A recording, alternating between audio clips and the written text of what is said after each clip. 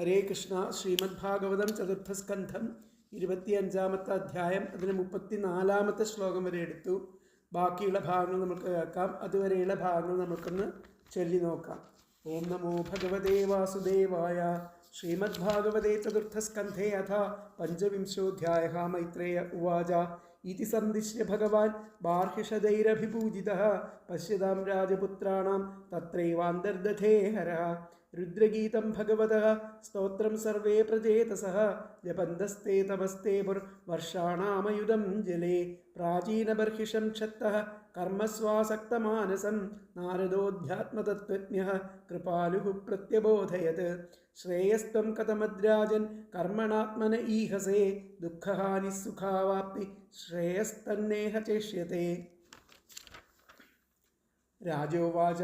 ന ജാനാമി മഹാഭാഗ പരം കർമാപവിദ്ധധീ ബ്രൂഹി മേ വിമലം ജ്ഞാനം യേന മുച്ഛേദ കർമ്മഭിഃ. ഗൃഹേഷു കൂടധർമ്മേഷു പുത്രദാരധനാർത്ഥധീ ന പരം വിന്ദതേ മൂഢോ ഭ്രാമ്യൻ സംസാരവത്മസു. നാരദ ഉവാച. ഭോ ഭോ പ്രജാപതേ രാജൻ പശൂൻ പശ്യത്വയാധ്വരേ സജ്ഞാപിതാൻ ജീവസംഖാൻ നിർഘൃണേന സഹസ്രശഃ. ഏതേ ത്വാ സംപ്രതീക്ഷന്തെ സ്മരന്തോ വൈശസം തവ സംപരേത മയഃ കൂടൈച്ഛിന്ദന്ത്യുത്ഥിതമന്യവഃ. അത്ര തേ കഥയിഷ്യേമും ഇതിഹാസം പുരാതനം പുരഞ്ജനസ്യ ചരിതം നിബോധഗതോ മമ. ആസീത് പുരഞ്ജനോ നാമ രാജാ രാജൻ ബൃഹത്ശ്രവഃ തസ്യാവിജ്ഞാതനാമാസീത് സഖാ വിജ്ഞാതചേഷ്ടിതഃ. സോന്വേഷമാണഃ ശരണം ബഭ്രാമ പൃഥിവീം പ്രഭു നാനുരൂപം യദാ വിന്ദദഭൂത് സവിമനാ ഇവ.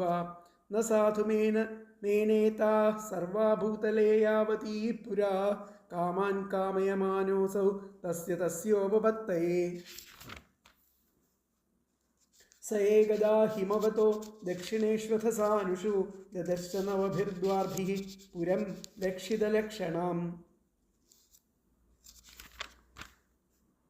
പ്രാകാരോപവനാട്ടാലപരിഖൈരക്ഷതോരണൈः സ്വർണരൗപ്യായസൈः ശൃംഗൈः സങ്കുലം സർവതോ ഗൃഹൈः നീലസ്ഫടികവൈഡൂര്യമുക്താമരദകാരുണൈः ക്ലിപ്തഹർമ്മ്യസ്ഥലീം ദീപ്താം ശ്രിയാ ഭോഗവതീമിവ. സഭാജത്വരരഥ്യാഭിരാക്രീഡായതനാപണൈः ചൈത്യധ്വജപതാകാഭിര്യുക്താം വിദ്രുമവേദിഭിः. പുര്യാസ്തു ബാഹ്യോപവനെ ദിവ്യദ്രുമലതാകുലേ നദദ്വിഹംഗാളികുലസ്കോലാഹലജലാശയേ ഹിമദുർഝരവിപൃഷ്മൽകുസുമാകരവായുന ചലൽപ്രവാളവിടപനളിനീതടസമ്പതി. നാനാരണ്യമൃഗവ്രാതൈർ അനാബാധേ മുനിവ്രതൈः ആഹൂതം മന്യതേ പാന്ഥോ യത്ര കോകിലകൂജിതൈः. യദൃച്ഛയാഗതാം തത്ര ദദർശ പ്രമദോത്തമാം ഭൃത്യേർദശഭിരായാന്തീമേകൈകശതനായകൈः. പഞ്ചശീർഷാഹിനാ ഗുപ്താം പ്രതീഹാരേണ സർവദഃ അന്വേഷമാണാം ഋഷഭം അപ്രൗഢാം കാമരൂപിണീം സുനാസാം സുദതീം ബാലാം സുകപോലാം വരാനനാം സമവിന്യസ്തകർണാഭ്യാം ബിഭ്രതീം കുണ്ടലശ്രിയം പിശങ്കനീവീം സുശ്രോണീം ശ്യാമാം കനകമേഖലാം പദ്ഭ്യാം കുണദ്ഭ്യാം ചലതീം നൂപുരൈർദേവതാമിവ. സ്തനൗ വ്യഞ്ജിതകൈശോരൗ സമവൃത്തൗ നിരന്തരൗ വസ്ത്രാന്തേർനിഗൂഹന്തീം വ്രീഡയാ ഗജഗാമിനീം. താമാഹല്ലിതം വീര സവ്രീഡസ്മിതശോഭനാം സ്നിഗ്ധേനാപാംഗം പുംഖേന സ്പൃഷ്ടപ്രേമോദ്ഭ്രമദ്ഭ്രുവാ. കാത്തും കഞ്ചബലാസാക്ഷി കസ്യാസീഹ കുതസ്സതി ഇമാം ഉപപുരീം ഭീരു കിം ചികീർഷസി ശംസമേ. ക ഏതേനുപഥായേത ഏകാദശ മഹാഭടാ ഏതാവാലലനാ സുഭ്രൂ കോയം തേഹി പുരസര. ത്വം ഹ്രീർഭവാന്യസ്യ വാഗ്രമാപതിം വിചിന്വതി കിം മുനിവദ്രഹോ വനെ ത്വദംഘ്രികാമാപ്തസമസ്തകാമം ക്വ പത്മകോശഃ പതിതകരാഭ്യാം. നാസാം വരോർവന്യതമാ ഭുവിസ്പൃക് പുരീമിമാം വീരവരേണ സാകം അർഹസ്യലം ഗർത്തുമദഭ്രകർമ്മണ ലോകം പരം ഇവ യജ്ഞപുംസാ യദേശമാപാംഗ വിഖണ്ഡിതേന്ദ്രിയം സവ്രീഡഭാവസ്മിതവിഭ്രമദ്ഭ്രുവ ത്വയോപസൃഷ്ടോ ഭഗവാൻ മനോഭവ പ്രബാധദേധാനുഗൃഹാണശോഭനെ തദാനനം ശുഭ്രസുതാരലോചനം വ്യാലംബിനീലാളകവൃന്ദസംവൃതം ഉന്നീയമേ ദർശയവദ്ഗുവാചകം യദ്വ്രീഡയാനാഭിമുഖം ശുചിസ്മിതേ. നാരദ ഉവാച ഇത്തം പുരഞ്ജനം നാരീ യാചമാനമധീരവത് അഭ്യനന്ദത തം വീരം ഹസന്തീ വീരമോഹിത ന വിദാമ വയം സമ്യക് കർത്താരം പുരുഷർഷഭ ആത്മനശ്ച പരസ്യാപി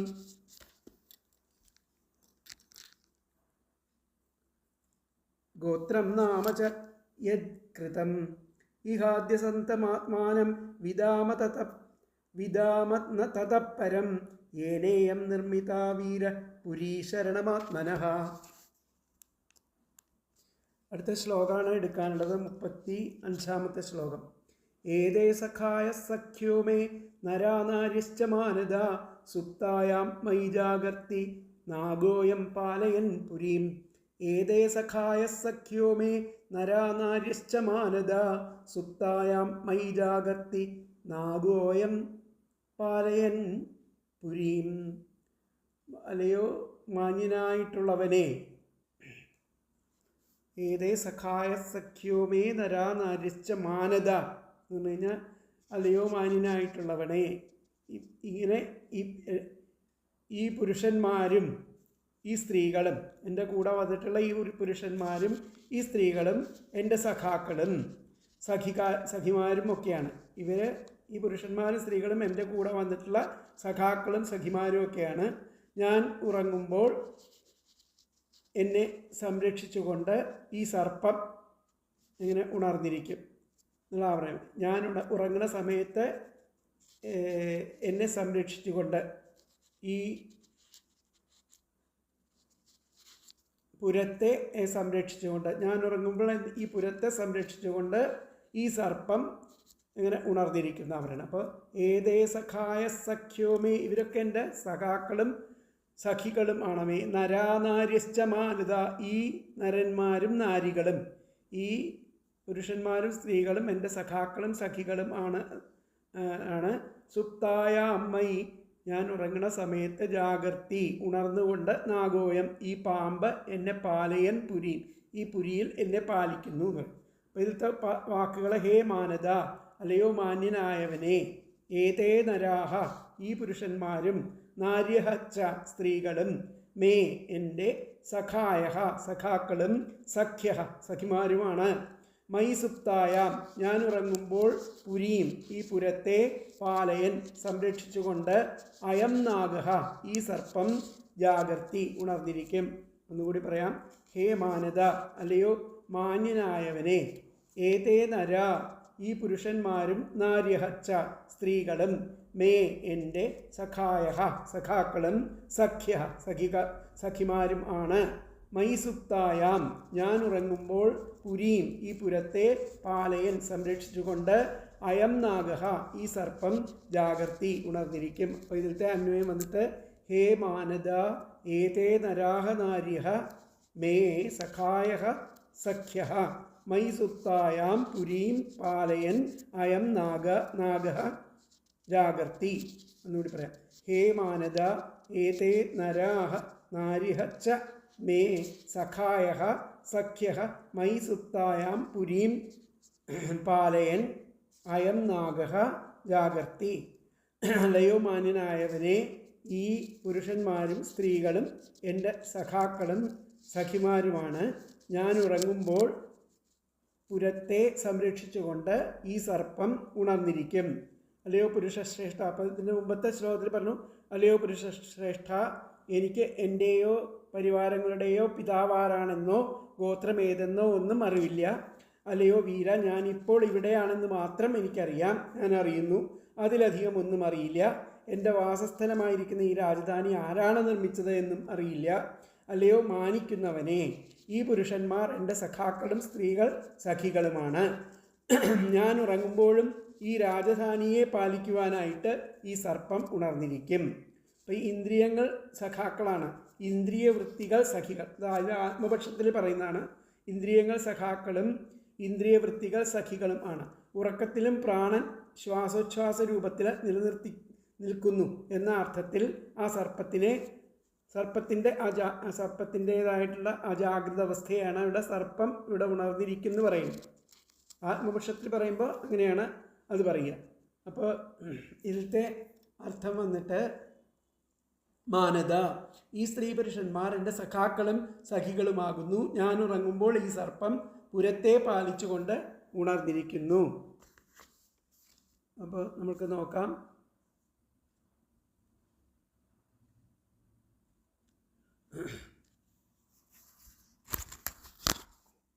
കൂടെ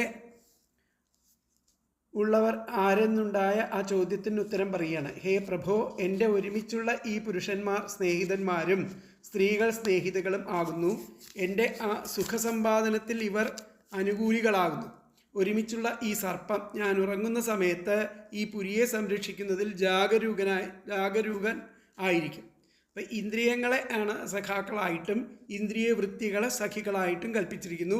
സുഷുപ്തി സമയത്തിലും ആ പ്രാണൻ ഉച്ഛ്വാസ നിശ്വാസ രൂപേണ ശരീരത്തെ സംരക്ഷിക്കുന്നതിനെ സർപ്പം പുരിയെ പാലിക്കുന്നുവെന്നും ഇവിടെ ആത്മപക്ഷത്തിൽ കൽപ്പിച്ചിരിക്കുന്നു. അപ്പം ഇതിലത്തെ ആ വ്യാഖ്യാനം എന്താ പറഞ്ഞത് നോക്കാം. വ്യാഖ്യാനത്തിൽ ഏതേ നരാഹ നാര്യശ്ച, ഈ നരന്മാരും നാരികളും ഈ പുരുഷന്മാരും സ്ത്രീകളും മമ സഖായഹ സന്തി, എൻ്റെ സഖാക്കളും സഖികളുമാകുന്നു. സന്തി മൈ സുപ്തായാമയം, ഞാൻ ഉറങ്ങുമ്പോൾ ഈ അയം നാഗ, ഈ പാമ്പ് പുരിയും പാലേൻ, ഈ പുരിയെ സംരക്ഷിച്ചുകൊണ്ട് ജാഗർത്തി ഉണർന്നിരിക്കുന്നു.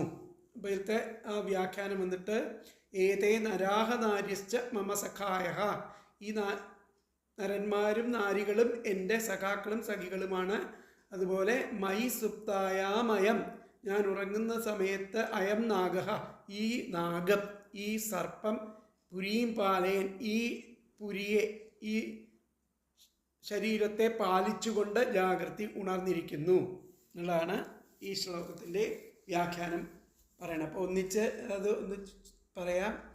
ഏതേ നരാഹ നാര്യശ്ച മമ സഖായഹ സന്തി മൈ സുപ്തായാം അയം നാഗം പുരീം പാലയൻ ജാഗ്രതി എന്നുള്ളതാണ് വ്യാഖ്യാനം. അപ്പോൾ അടുത്ത ശ്ലോകം നോക്കാം നമുക്ക്. 36-ാമത്തെ ശ്ലോകം. ദിഷ്ട്യാഗതോസി ഭദ്രം തേ ഗ്രാമ്യാൻ കാമാനഭീപ്സസേ ഉദ്വഹിഷ്യാമി താം സ്തേഹം സ്വബന്ധുഭിർ അരിന്ദമാം. ദിഷ്ട്യാഗതോസി ഭദ്രം തേ ഗ്രാമ്യാൻ കാമാനഭീപ്സസേ ഉദ്വഹിഷ്യാമി താം സ്തേഹം സ്വബന്ധുഭിരരിന്ദമാ. അരിന്ദമ എന്ന് പറഞ്ഞാലയോ ശത്രുക്കളെ നശിപ്പിക്കുന്നവനെ എന്നാണ്. ശത്രുക്കളെ നശിപ്പിക്കുന്നവനെ എൻ്റെ ഭാഗ്യവശാൽ അങ്ങ് വന്നവനായി അങ്ങയ്ക്ക് നന്മ വരട്ടെ. അങ്ങ് ഇപ്പോൾ പുരഞ്ജനോട് പറയുകയാണ്, എൻ്റെ ഭാഗ്യം കൊണ്ട് അങ്ങ് വന്നു ചേർന്നു, അങ്ങയ്ക്ക് നന്മ വരട്ടെ. ഇന്ദ്രിയാർഹങ്ങളായിരിക്കുന്ന ആ കാമങ്ങളെ അങ്ങ് ഇച്ഛിക്കുന്നു. ഇന്ദ്രിയാർഹങ്ങളായിരിക്കുന്ന കാമങ്ങളെ അങ്ങ് ഇച്ഛിക്കുന്നു. അങ്ങയ്ക്ക് അവയെ എൻ്റെ ബന്ധുക്കളോടൊപ്പം ഞാൻ നിറവേറ്റി തരുന്നുണ്ട് എന്ന് പറയുകയാണ്. അതാണ് ഈ ശ്ലോകത്തിൽ പറഞ്ഞ ദിഷ്ട്യാഗതോസി ഭദ്രം തേ ഗ്രാമ്യാൻ കാമാനഭീപ്സസേ.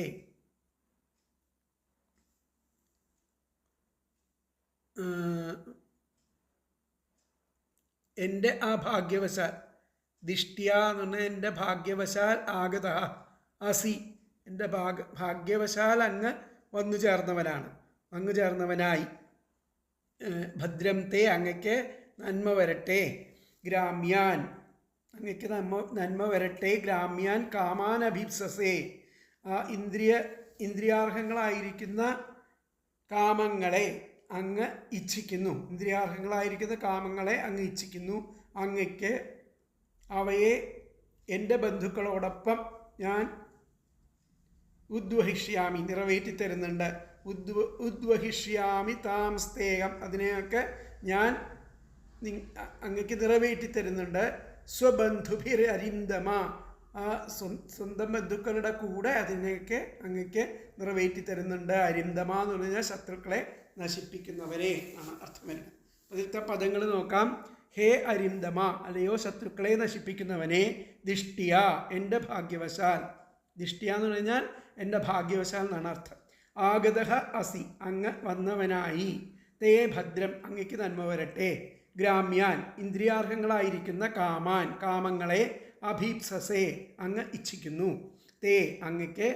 താൻ, അവയെ. സ്വബന്ധുഭി, എൻ്റെ ബന്ധുക്കളോടൊപ്പം. അഹം, ഞാൻ. ഉദ്വഹിഷ്യാമി, നിറവേറ്റി തരുന്നുണ്ട്. ഒന്നുകൂടി പറയാം. ഹേ അരിന്ദമ, ശത്രുക്കളെ നശിപ്പിക്കുന്നവനെ. ദിഷ്ട്യ, എൻ്റെ ഭാഗ്യവശാൽ. ആഗതഃ അസി, അങ്ങ് വന്നവനായി. തേ ഭദ്രം, അങ്ങയ്ക്ക് നന്മ വരട്ടെ. ഗ്രാമ്യാൻ, ഇന്ദ്രിയാർഹങ്ങളായിരിക്കുന്ന കാമാൻ, കാമങ്ങളെ. അഭീപ്സസേ, അങ്ങ് ഇച്ഛിക്കുന്നു. തേ, അങ്ങയ്ക്ക്. താൻ, അവയെ. സ്വബന്ധുഭി, എൻ്റെ ബന്ധുക്കളോടൊപ്പം. അഹം, ഞാൻ. ഉദ്വഹിഷ്യാമി, നിറവേറ്റുന്നുണ്ട്. അതിൻ്റെ അന്വയം വന്നിട്ട് ഹേ അരിന്ദമ, ദിഷ്ട്യ ആഗതഃ അസി. തേ ഭദ്രം, ഗ്രാമ്യാൻ കാമാൻ അഭീപ്സസേ. തേ, താൻ. സ്വബന്ധുഭി, അഹം. ഉദ്വഹിഷ്യാമി. ഒന്നുകൂടി പറയാം. ഹേ അരിന്ദമ, ദിഷ്ട്യ ആഗതഃ അസി. തേ ഭദ്രം, ഗ്രാമ്യാൻ കാമാൻ അഭീപ്സസേ. തേ, താൻ. സ്വബന്ധുഭി, അഹം. ഉദ്വഹിഷ്യാമി. അല്ലയോ ശത്രുക്കളെ നശിപ്പിക്കുന്നവനെ, എൻ്റെ ഭാഗ്യവശാൽ അങ്ങ് വന്നവനായി. അങ്ങയ്ക്ക് നന്മ വരട്ടെ. ഇന്ദ്രിയാർഹങ്ങളായിരിക്കുന്ന കാമങ്ങളെ അങ്ങ് ഇച്ഛിക്കുന്നു. അങ്ങയ്ക്ക് അവയെ എൻ്റെ ബന്ധുക്കളോടൊപ്പം ഞാൻ നിറവേറ്റി തരുന്നുണ്ട് എന്നാണ് പറഞ്ഞത്, ആ സ്ത്രീ അവർ പറഞ്ഞത്. അപ്പം അങ്ങിപ്പോൾ വന്നത് ഭാഗ്യമായി. അങ്ങയ്ക്ക് മംഗളം നേരുന്നു. അങ്ങ് വിഷയഭോഗങ്ങൾ ഇച്ഛിക്കുന്നു. അല്ലയോ ശത്രുക്കളെ നിഗ്രഹിക്കുന്നവനെ, ഞാൻ ബന്ധുക്കൾ മുഖേന അങ്ങയുടെ കാര്യങ്ങൾ, കാമങ്ങൾ സാധിപ്പിച്ചു തരാം എന്നാണ് ആ ബുദ്ധിയാകുന്ന സ്ത്രീയെ ആ പുരഞ്ജനോട് പറയണത്. അപ്പോൾ അങ്ങ് ഇപ്പോൾ വന്നത് ഭാഗ്യം തന്നെ. അങ്ങക്ക് മംഗളം വരട്ടെ. അങ്ങ് വിഷയഭോഗങ്ങൾ ആഗ്രഹിക്കുന്നു. ശത്രുനാശക, ഞാൻ എൻ്റെ ബന്ധുക്കൾ വഴി ആ കാമങ്ങളെയെല്ലാം അങ്ങക്ക് സാധിപ്പിച്ചു തരാം. ഇവിടെ എന്ത് ചെയ്യുവാനാണ് വന്നിരിക്കുന്നതെന്ന ചോദ്യത്തിന് ഉത്തരം. അങ്ങ് ആദ്യം ഊഹിച്ചത് സത്യം തന്നെ. ഞാൻ അനുരൂപനായ ആ ഭർത്താവിനെ ഇരിക്കുന്നു. അപ്പോൾ തിരഞ്ഞു വന്നിരിക്കുകയാകുന്നു. എൻ്റെ ഭാഗ്യവശാൽ ഗ്രാമ്യഭോഗങ്ങളെ ആഗ്രഹിക്കുന്ന അങ്ങുന്നിവിടെ സമാഗതനായിരിക്കുന്നു. എൻ്റെ ബന്ധുക്കളായിരിക്കുന്ന ഇവരോടുകൂടെ ചേർന്ന് ഞാൻ അങ്ങുന്ന് ആഗ്രഹിക്കുന്ന ഭോഗങ്ങളെ സമ്പാദിച്ചു തന്നുകൊള്ളാം. അങ്ങയ്ക്ക് ഭദ്രം ഭവിക്കും. അപ്പോൾ ഇതിലത്തെ ആ വ്യാഖ്യാനം എന്താ പറഞ്ഞത് നോക്കാം. ഹേ നൃപ, അല്ലയോ രാജാവേ, ത്വമത്ര ആഗതോസി, അങ്ങ് വന്നത് നന്നായി. ഏതന്മേ ദിഷ്ട്യ, എൻ്റെ അത് ഭാഗ്യം കൊണ്ടാണ് അങ്ങ് ഇവിടെ വന്നെത്തിയത്. ത്വം യാൻ വിഷയാൻ ഇച്ഛസി, അങ്ങ് ഏത് വിഷയത്തെയാണോ ഇച്ഛിക്കുന്നത്, താൻ അതിനെ സമ്പാദയിഷ്യാമി, സമ്പാദിച്ച് തരുന്നതാണ് പറയുകയാണ്. അപ്പോൾ ഹേ നൃപ, അല്ലയോ രാജാവേ, ത്വമത്ര ആഗതോസി, അങ്ങ് ഇവിടെ വന്നു. അത് ഏതന്മേ ദിഷ്ട്യ, അത് എൻ്റെ ഭാഗ്യം കൊണ്ടാണ്. ത്വം യാൻ വിഷയാൻ ഇച്ഛസി, അങ്ങ് ഏത് വിഷയങ്ങളെ ഇച്ഛിക്കുന്നുവോ താൻ അതിനെ ഞാൻ സമ്പാദിച്ചു തരുന്നുണ്ട്.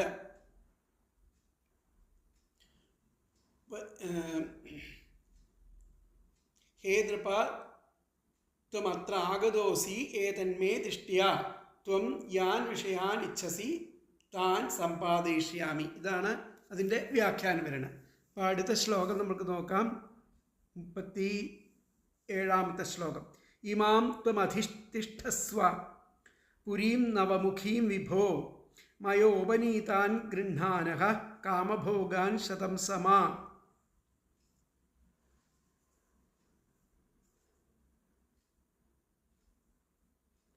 ഇതിന് മുമ്പത്തെ ശ്ലോകത്തിലത്തെ ആ പദങ്ങളൊക്കെ പറഞ്ഞു. ഹേ അരിന്തമ, അല്ലയോ ശത്രുക്കളെ നശിപ്പിക്കുന്നവനെ, ദിഷ്ടിയ, എൻ്റെ ഭാഗ്യവശാൽ ആഗത അസി, അങ്ങ് വന്നവനായിരിക്കുന്നു. തേ ഭദ്രം, അങ്ങക്ക് നന്മ വരട്ടെ. ഗ്രാമ്യാൻ, ഇന്ദ്രിയാർഹങ്ങളായിരിക്കുന്ന കാമാൻ, കാമങ്ങളെ അഭീപ്സസെ, അങ്ങ് ഇച്ഛിക്കുന്നു. തേ, അങ്ങക്ക് താൻ, അവയെ സ്വബന്ധുഭി, എൻ്റെ ബന്ധുക്കളോടൊപ്പം അഹം, ഞാൻ ഉദ്വഹിഷ്യാമി, നിറവേറ്റുന്നുണ്ട്. അപ്പം അതിലത്തെ അന്വയം വന്നിട്ട് ഹേ അരിന്തമ ദിഷ്ടിയ ആഗത അസി തേ ഭദ്രം ഗ്രാമ്യാൻ കാമാൻ അഭീപ്സസേ തേ താൻ സ്വബന്ധുഭി അഹം ഉദ്വഹിഷ്യാമി എന്നിട്ട് അതിൻ്റെ അർത്ഥം പറഞ്ഞു. അതുപോലെ ഇതിൻ്റെ ഇമാം ത്വം അധിതിഷ്ഠസ്വ പുരീം നവമുഖീം വിഭോ മയോപനീതാൻ ഗൃഹാന കാമഭോഗാൻ ശതം സമാഹ. അല്ലയോ വിഭോ, യോഗ്യനായിരിക്കുന്നവരെ, എന്നാൽ ആനയിക്കപ്പെടുന്ന ആ കാമഭോഗങ്ങളെ, എന്നാൽ ആനയിപ്പിക്കപ്പെടുന്ന, എന്നിലൂടെ വന്നു ചേരപ്പെടുന്ന കാമഭോഗങ്ങളെ സ്വീകരിച്ചുകൊണ്ട് ശതം സമാ, നൂറ്റാണ്ടുകാലം ഈ 9 ദ്വാരമുള്ള നവമുഖീം, 9 ദ്വാരമുള്ള ഈ ഭവനത്തിൽ അധിവസിച്ചുകൊള്ളൂ എന്ന് പറയാം.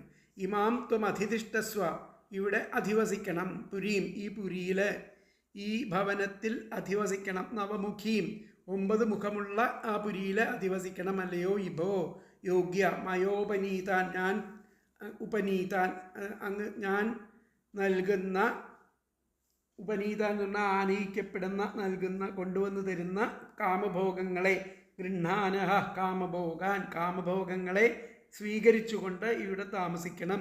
ശതം സമാഹ, 100 നൂറ്റാണ്ടുകാലം ഇവിടെ താമസിക്കണം എന്ന് പറയുകയാണ്. ഇമാം ത്വം അധിതിഷ്ഠസ്വ പുരീം നവമുഖീം വിഭോ മയോപനീതാൻ ഗൃഹാനഹ കാമഭോഗാൻ ശതം സമാഹ. പദങ്ങൾ ഹേ വിഭോ, അല്ലയോ യോഗ്യ, മയ, എന്നാൽ, ഉപനീതാൻ, ആനയിക്കപ്പെടുന്ന, കാമഭോഗാൻ, കാമഭോഗങ്ങളെ, ഗൃഹാനഹ, സ്വീകരിച്ചുകൊണ്ട്, ത്വം, അങ്ങ്, ശതം സമാഹ, നൂറ്റാണ്ടുകാലം, നവമുഖീം, 9 മുഖങ്ങളുള്ള, ഇമാം പുരീം, ഈ ഭവനത്തെ, അധിതിഷ്ഠസ്വ, അധിവസിച്ചാലും, ഈ പുരിയിൽ, ഈ ഭവനത്തിൽ അധിതിഷ്ഠസ്വ, അധിവസിച്ചാലും. എന്നുകൂടി പറയാം. ഹേ വിഭോ, അല്ലയോ യോഗ്യ, മയ, എന്നാൽ, ഉപനീതാൻ, ആനയിക്കപ്പെടുന്ന, കാമഭോഗാൻ, കാമഭോഗങ്ങളെ, ഗൃഹാനഹ, സ്വീകരിച്ചുകൊണ്ട്, ത്വം, അങ്ങ്, ശതം സമാഹ, നൂറ്റാണ്ടുകാലം, നവമുഖീം, 9 മുഖങ്ങളുള്ള, ഇമാം പുരീം, ഈ ഭവനത്തിൽ അധിതിഷ്ഠസ്വ, അധിവസിച്ചാലും. അതിലത്തെ അന്വയം വന്നിട്ട് ഹേ വിഭോ മയാ ഉപനീതാൻ കാമഭോഗാൻ ഗൃഹാനഹ ത്വം ശതം സമാഹ നവമുഖീം ഇമാം പുരീം അധിതിഷ്ഠസ്വ. എന്നുകൂടി പറയാം. അല്ലയോ വിഭോ, ഹേ പ്രഭോ, വിഭോ മയാ ഉപനീതാൻ കാമഭോഗാൻ ഗൃഹാനഹ ത്വം ശതം സമാഹ നവമുഖീം ഇമാം പുരീം അധിതിഷ്ഠസ്വ. അല്ലയോ യോഗ്യ, എന്നാൽ ആനയിക്കപ്പെട്ടിരിക്കുന്ന കാമഭോഗങ്ങളെ സ്വീകരിച്ചുകൊണ്ട് അങ്ങ് നൂറ്റാണ്ടുകാലം 9 മുഖമുള്ള ഈ ഭവനത്തിൽ അധിവസിച്ചാലും. അപ്പോൾ അല്ലയോ പ്രഭോ, ഞാൻ കൊണ്ടുവന്ന ആ കാമഭോഗങ്ങളെ അനുഭവിച്ചുകൊണ്ട് അങ്ങ് നവദ്വാരങ്ങളോട് കൂടിയിരിക്കുന്ന ഈ രാജധാനിയിൽ ഇനിയുള്ള ആയുഷ്കാലം മുഴുവൻ വസിച്ചാലും. ശതായുർവൈ പുരുഷ ഇത്യാദി ശ്രുതിവാക്യങ്ങളിൽ ആയുഷ്കാലം 100 സംവത്സരം ആണെന്ന് പറയുന്നു. ഇവിടെയും അതാണ്. പക്ഷേ 100-ൽ ശേഷിച്ചത് എന്നെടുക്കണം.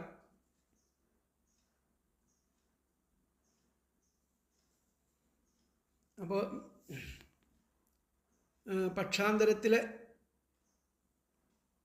രാജസീ ബുദ്ധിയുടെ സാന്നിധ്യ നിമിത്തം ആ ജീവന് രോഗാഭിലാഷമുണ്ടാകുന്നു. ആ ബുദ്ധീന്ദ്രിയാദികൾ ഭോഗങ്ങളെ സമ്പാദിച്ചു കൊടുക്കുന്നു. അങ്ങനെ രോഗാദി ശത്രുക്കളെ നിവാരണം ചെയ്യുവാനുള്ള പരിശ്രമത്തിൽ ജീവാത്മാവ് വ്യാപരിക്കുന്നു എന്ന് സൂചിപ്പിക്കുകയാണ് ഈ കഴിഞ്ഞ ശ്ലോകത്തിലൂടെ ചെയ്യുന്നത്. ഹേ പ്രഭോ, 9 ദ്വാരങ്ങളുള്ള ഈ രാജധാനിയിൽ ഞാൻ സമ്പാദിച്ചു തരുന്ന ഭോഗങ്ങൾ അനുഭവിച്ചുകൊണ്ട് അങ്ങ് 100 സംവത്സരക്കാലം വസിച്ചുകൊള്ളുക. ഒരു പക്ഷാന്തരത്തിൽ പറയുകയാണെങ്കിൽ ആ രോഗാഭിലാഷം ഉണ്ടാകുന്നു എന്നാണ് പറയുന്നത് ഈ കാമഭോഗങ്ങളെ അനുഭവിക്കുന്ന സമയത്ത്. അത് രാജസീ ബുദ്ധിയുടെ സാന്നിധ്യം കാരണമാണ് ജീവന് ഈ അഭിലാഷം ഉണ്ടാവണം. അപ്പോൾ ബുദ്ധീന്ദ്രിയാദികൾ ആ ഭോഗങ്ങളെ സമ്പാദിച്ചു കൊടുക്കുന്നു.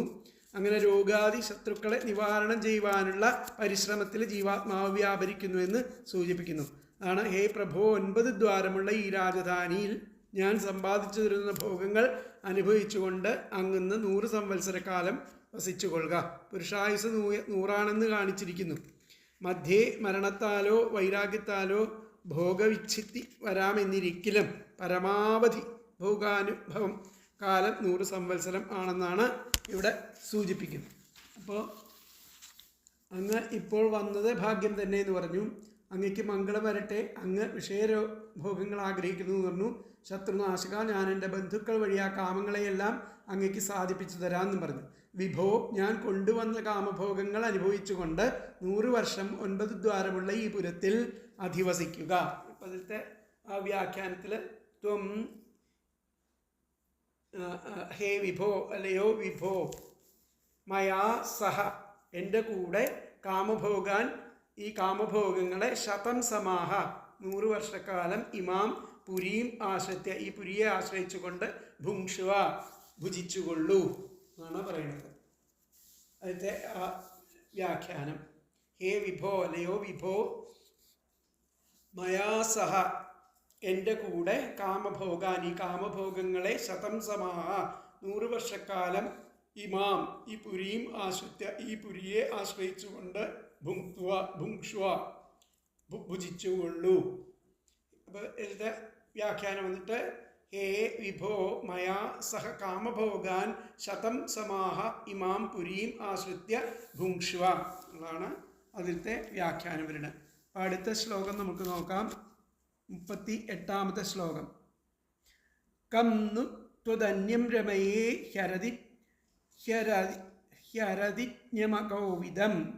ह्यरदिज्ञकोविदं അസംബരായാഭിമുഖമശ്വസ്തനവിദം പശും. എന്നൂടി ചൊല്ലാം. കം नु त्वदन्यं रमये ह्यरदिज्ञमकोविदം അസംപരായാഭിമുഖമശ്വസ്തനവിദം പശും. ത്വം അന്യം കം തത് അന്യം കം, അങ്ങനെയല്ലാതെ വേറെ വല്ലവനെയും വിശേഷിച്ച് രതിസുഖത്തിൽ അജ്ഞനും അകോവിദം അസമർത്ഥനും അതുപോലെ പരലോകചിന്താരഹിതനും ഭാവി ചിന്തയില്ലാത്തവനുമായിരിക്കുന്ന മൃഗപ്രായനെ ഞാൻ രമിപ്പിക്കുമോ? ത്വൽ അന്യം കം, അങ്ങയെ അല്ലാതെ വേറെ വല്ലവനെയും ഞാൻ ഇങ്ങനെ ആ കാമഭോഗങ്ങൾക്കായിട്ട് വിളിക്കുമോ എന്നുള്ളതാണ് ചോദിച്ചത്. അപ്പോൾ അങ്ങനെ ഉള്ള അല്ലാത്തതെന്ന് പറഞ്ഞു കഴിഞ്ഞാൽ അവർ രതിസുഖത്തിൽ അജ്ഞനായിട്ടുള്ള ആൾക്കാരായിരിക്കാം, അകോവിദൻ അസമർത്ഥനായിരിക്കാം, അതുപോലെ അശ്വസ്തനവിധം ഭാവി ചിന്തയില്ലാത്തവൻ, പരലോകചിന്താരഹിതനും ഭാവി ചിന്തയും ഒക്കെ ഇല്ലാത്തവനുമായിരിക്കുന്ന മൃഗപ്രായനായിരിക്കുന്ന ഒരാളുമായിട്ട് ഞാൻ അങ്ങനെയുള്ളവരെ ഞാൻ രമിപ്പിക്കുമോ എന്നുള്ളതാണ് ആ സ്ത്രീ ചോദിക്കുന്നത്. അപ്പോൾ ഇതിലത്തെ പദങ്ങൾ ത്വൽ അന്യം കം, അങ്ങയെ അല്ലാതെ വേറെ വല്ലവനെയും, ഹി വിശേഷിച്ച്, അരതിജ്ഞം രതിസുഖത്തിൽ അജ്ഞനും, അരതിജ്ഞം എന്ന് പറഞ്ഞാൽ രതിസുഖത്തിൽ അജ്ഞനും, അകോവിദം അസമർത്ഥനും, അസംപരായാഭിമുഖം പരലോകചിന്താരഹിതനും, അശ്വസ്തനവിധം ഭാവി ചിന്തയില്ലാത്തവനും, അശ്വസ്തൻ അവിധം എന്ന് പറഞ്ഞാൽ ഭാവി ചിന്തയില്ലാത്തവനും ആയിരിക്കുന്ന പശും മൃഗപ്രായനെ രമയെ ഞാൻ രമിപ്പിക്കുമോ? ഒന്നുകൂടി പറയാം ഇന്നത്തെ പദങ്ങൾ.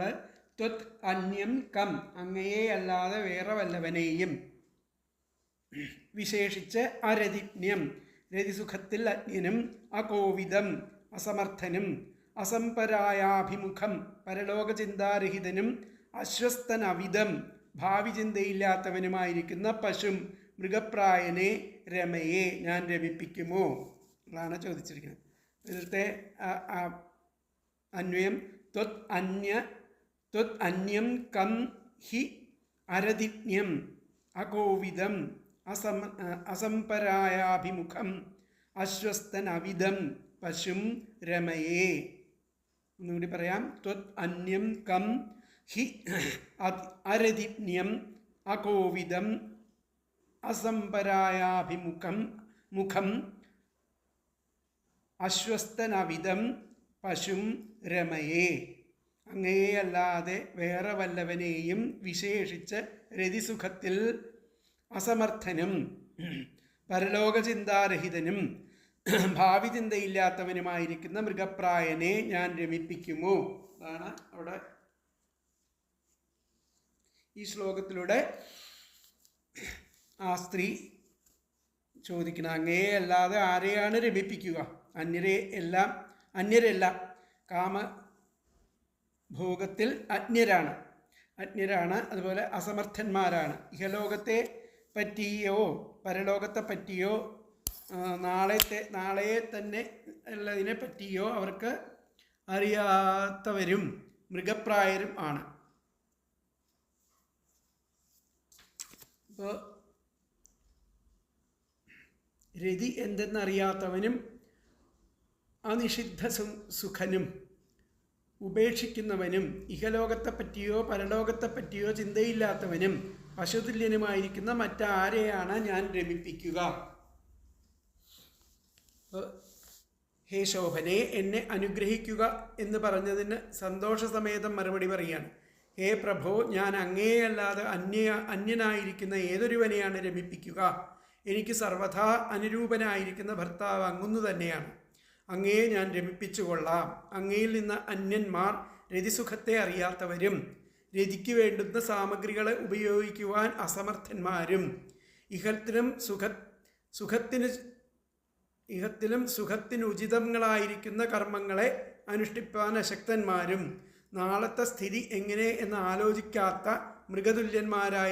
തുല്യന്മാരുമായിരിക്കയാൽ എനിക്ക് സമുചിതനായിരിക്കുന്ന അങ്ങയോട് ഒരുമിച്ച് ഇരിക്കുന്നതിൽ വളരെ സന്തോഷം തന്നെ.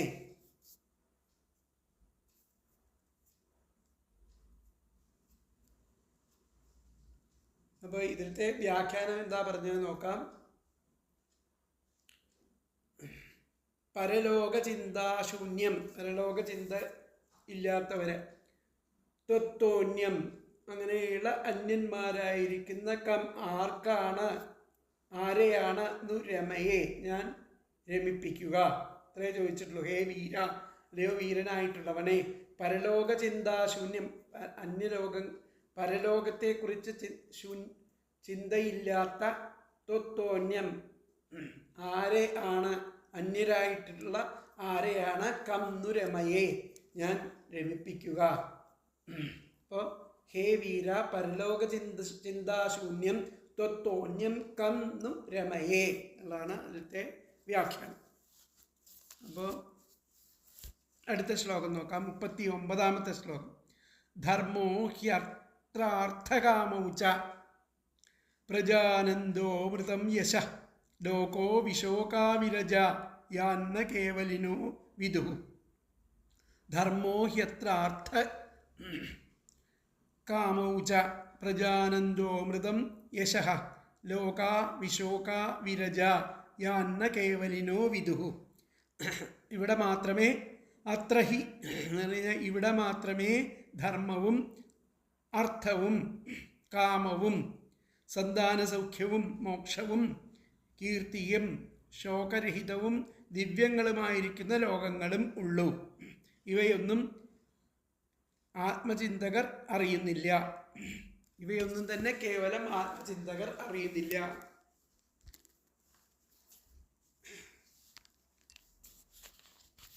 അപ്പോൾ ധർമ്മോ ഹ്യർത്ഥാർത്ഥകാമവും, ധർമ്മവും അർത്ഥവും കാമവും ഇവിടെ തന്നെ. അതുപോലെ പ്രജാനന്ദാമൃതം, സന്താന സൗഖ്യവും അമോക്ഷവും അമൃതവും യശസ്സും കീർത്തിയും ശോകരഹിതവും വിരജ ദിവ്യങ്ങളും ആയിട്ടുള്ള ലോകാഹച്ച ലോകങ്ങളും ഇവിടെ തന്നെയുള്ളൂ. ഇവയൊന്നും കേവലം യാന്ന കേവലിനോ വിദുഃ, ഇവയൊന്നും ആത്മചിന്തകർക്ക് അതിനെ പറ്റിയിട്ട് അറിയുന്നില്ല. അല്ലാത്തവരായ നമ്മെ പോലുള്ള ഭോഗചിന്തയുള്ളവർക്കാണ് ഈ ധർമാർത്ഥകാമമോക്ഷങ്ങളെ പറ്റിയിട്ടും ഈ ലോകത്തെ പറ്റിയിട്ടും ഒക്കെ അറിവുള്ളൂ എന്നുള്ളതാണ് പറയുന്നത്. അപ്പോൾ അതിലത്തെ പദങ്ങൾ അത്രഹി ഇവിടെ മാത്രമേ ധർമ്മ ധർമ്മവും അർത്ഥകാമവും അർത്ഥവും കാമവും പ്രജാനന്ദ സന്താന സൗഖ്യവും അമൃതം മോക്ഷവും യശഃ കീർത്തിയും വിശോകാഹ ശോകരഹിതവും വിരജാഹ ദിവ്യങ്ങളുമായ ലോകാഹ ച ലോകങ്ങളും ഉള്ളൂ. യാൻ ഇവയൊന്നും കേവലിനഃ ആത്മചിന്തകർ ന വിദുഹു അറിയുന്നില്ല. ഒന്നുകൂടി പറയാം പദങ്ങളെ. അത്രഹി ഇവിടെ മാത്രമേ ധർമ്മ ധർമ്മവും അർത്ഥകാമൗ അർത്ഥവും കാമവും പ്രജാനന്ദ സന്താന സൗഖ്യവും അമൃതം മോക്ഷവും യശഃ കീർത്തിയും വിശോകാഹ ശോകരഹിതവും വിരജാഹ ദിവ്യങ്ങളും ആയിരിക്കുന്ന ലോകാഹ ച ലോകങ്ങളും ഉള്ളൂ. യാൻ ഇവയൊന്നും കേവലിനഃ ആത്മചിന്തകർ ന വിദുഹു അവർ അറിയുന്നില്ല.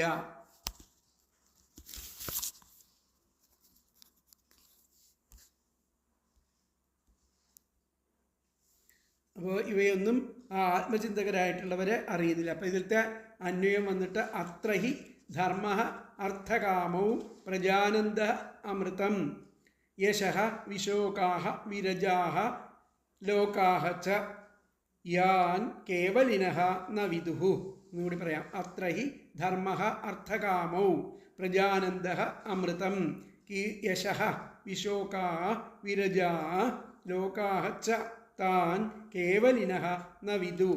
ഇവിടെ മാത്രമേ ധർമ്മവും അർത്ഥകാമങ്ങളും സന്താന സൗഖ്യവും മോക്ഷവും കീർത്തിയും ശോകരഹിതവും ദിവ്യങ്ങളുമായിരിക്കുന്ന ലോകങ്ങളും ഉള്ളൂ.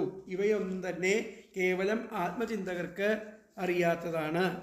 ഗൃഹസ്ഥാശ്രമങ്ങളിലൂടെ കാമങ്ങളായിരിക്കുന്ന പുരുഷാർത്ഥങ്ങളും പുത്രപൗത്രാദി സൗഖ്യവും യശസ്സും പുണ്യലോകപ്രാപ്തിയും മോക്ഷവും സമ്പാദിക്കാം. അപ്പോൾ ഗൃഹസ്ഥാശ്രമത്തെ ത്യജിച്ചവർക്ക് ഇതൊന്നും അറിവില്ല എന്നാണ് ഇവിടെ സൂചിപ്പിക്കുന്നത്. അപ്പോൾ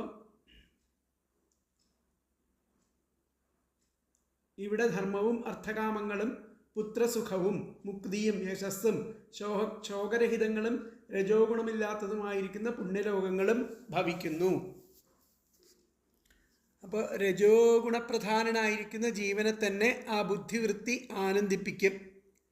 അപ്പോൾ താമസഗുണപ്രധാനികളായിരിക്കുന്ന മൃഗാദികൾക്ക് രത്യാദി ഭോഗങ്ങളുണ്ടെങ്കിലും വിവേകമില്ലാത്ത ആ മൃഗങ്ങൾ ആ സുഖങ്ങളെ വേണ്ടതുപോലെ അനുഭവിക്കുന്നവരല്ല. അപ്പോൾ സത്വഗുണപ്രധാനികൾ വിരക്തന്മാരായാൽ അവർക്കും വിഷയഭോഗത്തിൽ ചിന്തയില്ല. ഇഹപരലോകങ്ങൾക്ക് ഉചിതമായിരിക്കുന്ന കാമ്യകർമ്മങ്ങളിൽ അവർ ആസക്തരല്ല. പ്രാരബ്ധാനുസരണം ലഭിക്കുന്നതിൽ സന്തുഷ്ടന്മാരായതിനാൽ രാവിലത്തെയും വൈകുന്നേരത്തെയും ആ നിർവാഹ കർമ്മം എങ്ങനെ നടക്കും എന്നുകൂടി അവർ ചിന്തിക്കുകയില്ല. അതിനാൽ ആ രജോ ഗുണത്തിൻ്റെ അധീനത്തിലിരിക്കുന്ന സമയത്താണ് ജീവന് ഭോഗാഭിലാഷം ഉണ്ടാവുന്നത്. രജോ ഗുണം ഉണ്ടാകുമ്പോഴാണ് ആ ഭോഗാഭിലാഷം ഉണ്ടാകുന്നത്. സാത്വികന്മാരെയും താമസന്മാരെയും നിന്ദിച്ച ശേഷം രാജസന്മാരുടെ യോഗ്യതയെ വർണ്ണിക്കുകയാണ്. ഭാര്യാസഹിതമായിരിക്കുന്ന ഈ ആശ്രമത്തിൽ യാഗാദ്യനുഷ്ഠാനത്താൽ ധർമ്മവും അതുനിമിത്തം ചിത്തശുദ്ധിയും തന്നിമിത്തം മോക്ഷവും ലൗകിക പരിശ്രമത്താൽ അർത്ഥകാമങ്ങളും പ്രജോൽപത്തിക്ക് കാരണം ആയ രതി നിമിത്തം ഉണ്ടാകുന്ന ആനന്ദവും പുത്രപൗത്രാദി ഭജനീത സന്തോഷവും പരോപകാരാദികൾ നിമിത്തം കീർത്തിയും കാമ്യകർമാനുഷ്ഠാനങ്ങളുടെ ഫലങ്ങളായിട്ട് ദുഃഖരഹിതങ്ങളും സുഖസ്ഥാനങ്ങളുമായിരിക്കുന്ന സ്വർഗാദി ലോകങ്ങളും ലഭിക്കുന്നു. ഗൃഹസ്ഥാശ്രമത്തെ വെടിഞ്ഞിരിക്കുന്ന അന്യന്മാർ അവയെ അറിയുന്നില്ല. അതുമാത്രമല്ല, ഈ സംസാരത്തിൽ ദേവന്മാർ, പിതൃക്കൾ, ഋഷികൾ, മനുഷ്യർ ഇവരെയും സ്വാത്മാവിനെയും സുഖിപ്പിക്കുന്നതും അപായമില്ലാത്തതുമായിരിക്കുന്ന രക്ഷാസ്ഥാനം ഗൃഹസ്ഥാശ്രമം തന്നെയാണെന്നതിൽ സംശയമില്ല എന്നൊക്കെയാണ് ആ സ്ത്രീ അവിടെ നിന്നും പറയുന്നത്. അപ്പോൾ ഇതിലത്തെ ആ വ്യാഖ്യാനത്തിൽ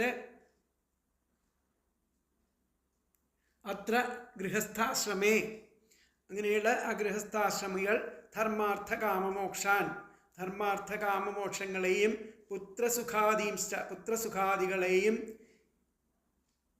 അവർക്കറിയാം. പക്ഷേ യതയോ ന വിദുഹു, അന്യർക്കാവട്ടെ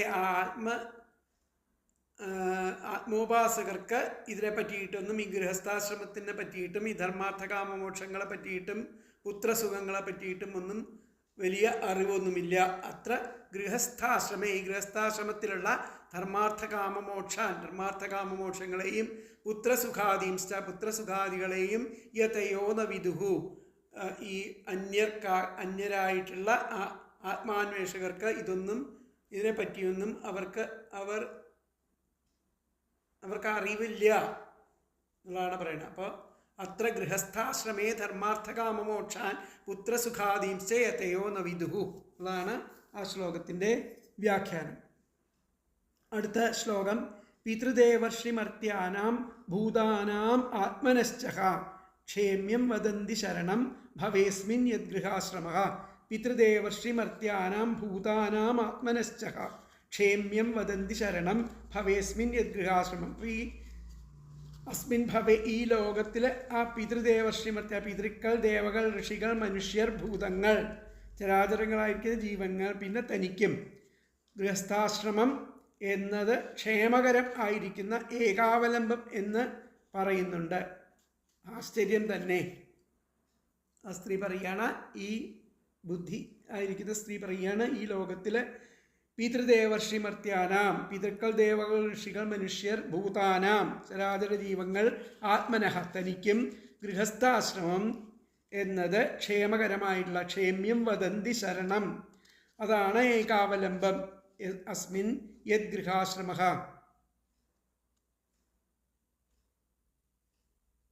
അസ്മിൻ ദേവ, ഈ ലോകത്തിൽ അതാണ് ഏകാവലംബം എന്ന് പറയുന്നുണ്ട്. ആശ്ചര്യം തന്നെ. പതിത്തെ പദങ്ങൾ നോക്കാം. അസ്മിൻ ഭവേ, ഈ ലോകത്തിൽ, പിതൃദേവർഷിമർത്യാനാം, പിതൃക്കൾ, ദേവകൾ, ഋഷികൾ, മനുഷ്യർ, ഭൂതാനാം, മറ്റു ചരാചര ജീവജാലങ്ങൾ, ഇവർക്കും, ആത്മനഃ ച തനിക്കും, ഗൃഹാശ്രമഃ ഗൃഹസ്ഥാശ്രമം, യത് എന്നത് ക്ഷേമ്യം ക്ഷേമകരമായിരിക്കുന്ന ശരണം, ഏകാവലംബം എന്ന് വദന്തി പറയുന്നുണ്ട്. ആശ്ചര്യം. എന്നും കൂടി പറയാം. അസ്മിൻ ഭവേ, ഈ ലോകത്തിൽ, പിതൃദേവർഷിമർത്യാനാം, പിതൃക്കൾ, ദേവകൾ, ഋഷികൾ, മനുഷ്യർ, ഭൂതാനാം, മറ്റു ചരാചര ജീവജാലങ്ങൾ, ഇവർക്കും, ആത്മനഃ ച തനിക്കും, ഗൃഹസ്ഥാശ്രമഃ ഗൃഹാശ്രമഃ, യത് എന്നത് ക്ഷേമ്യം ക്ഷേമകരമായിരിക്കുന്ന ശരണം, ഏകാവലംബം എന്ന് വദന്തി പറയുന്നുണ്ട്. ആശ്ചര്യം.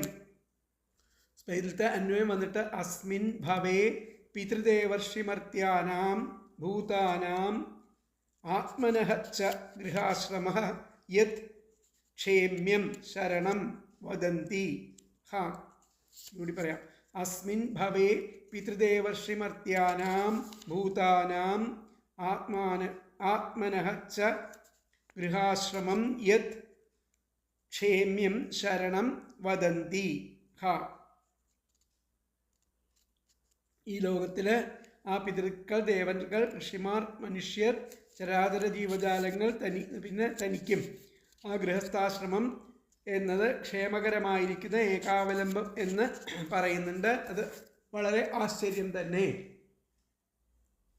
ഗൃഹസ്ഥാശ്രമം എന്നുള്ളതിന് ഈ പ്രപഞ്ചത്തിൽ ആ പിതൃക്കൾക്കും, ദേവകൾക്കും, ഋഷിമാർക്കും, ഭൂതങ്ങൾക്കും അവരവർക്കും ക്ഷേമകരമായിരിക്കുന്ന ആശയമായിട്ട് വിവേകികൾ പറയുന്നു എന്നാണ് പറയുന്നത്.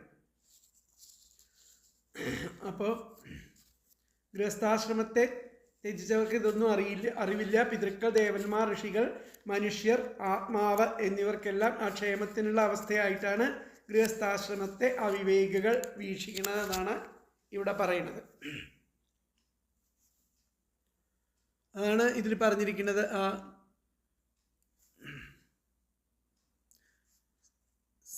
സത്വഗുണപ്രധാനികൾ വിരക്തന്മാരായാൽ അവർക്കും വിഷയഭോഗത്തിൽ താല്പര്യം ഉണ്ടാവില്ല.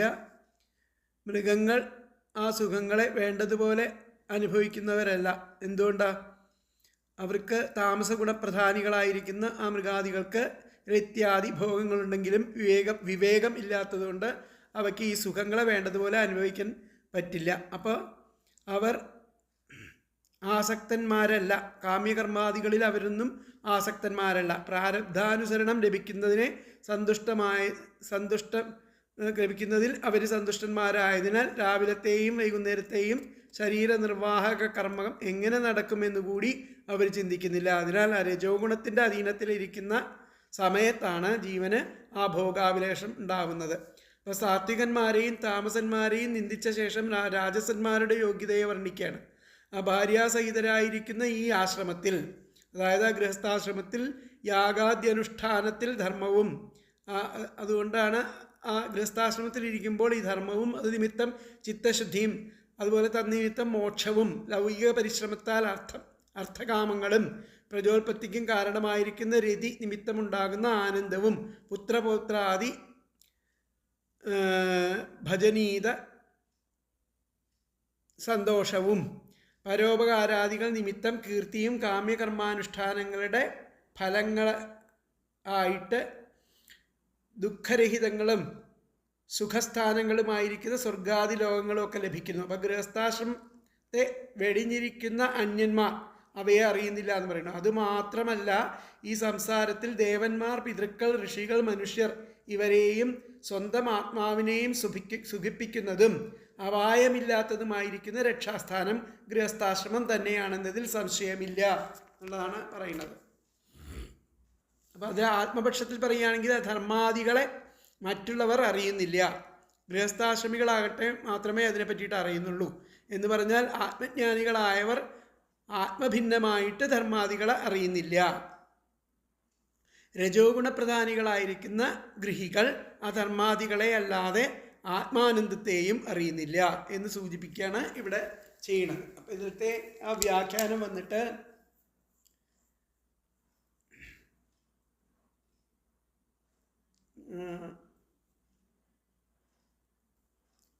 അസ്മിൻ ഭവേ, ഈ ലോകത്തിൽ പിതൃദേവർഷി മനുഷ്യാദീനാം, പിതൃക്കളും മനുഷ്യരും ദേവന്മാരും ഗൃഹാശ്രമം ഇതി, ആ ഗൃഹസ്ഥാശ്രമത്തിൻ്റെ ഇതി തദേവ ക്ഷേമാർഹം, ഇത് തന്നെയാണ് ഗൃഹസ്ഥാശ്രമമാണ് ക്ഷേമാർഹം എന്ന് പറയപ്പെടുന്നു. വദന്തി പറയുന്നു. അസ്മിൻ ഭവേ, ഈ ലോകത്തിൽ പിതൃദേവർഷി മനുഷ്യാദീന, പിതൃക്കളെ, ദേവർഷിമാരെ, മനുഷ്യന്മാരെ തുടങ്ങിയിട്ടുള്ളവർ ഗൃഹാശ്രമം ഇതി, ഗൃഹസ്ഥാശ്രമത്തെ യത്തദേവ, അത് തന്നെയാണ് ക്ഷേമാർഹം എന്ന് പറയുന്നു.